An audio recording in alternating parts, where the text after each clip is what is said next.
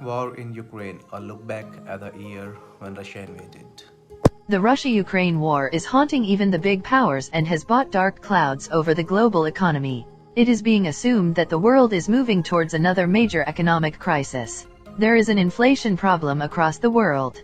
Prices of crude oil had skyrocketed and a crisis of food grains hit some countries. The vacuum created by the stoppage of Russian supplies has still not been filled. Europe struggled to keep itself warm this winter as Russian gas stopped flowing in. With the fear of an economic collapse looming over the world, let us take a look at some of the economic aspects of the war. The Ukrainian public is bearing the brunt of the war just because of Western hegemony and the foolish actions of its politicians. While the war is being fought on Ukrainian land, the Western world is supplying more and more weapons to the conflict. No one is talking about humanitarian relief, medicines, food, water, rebuilding the shelters and other such things. It is a matter of surprise that today no one is talking about a ceasefire either, so that both the countries can at least start talking. Any such proposal gets stonewalled. While Russia and Ukraine are feeling the impact of the conflict, the European Union also has paid a high price. Today, the inflation in Europe is at a high and the citizens fear an economic meltdown.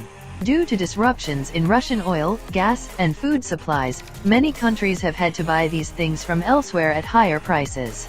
Although most European economies are developed and so can support their public in many ways, there is a limit to how much the finances can be stretched.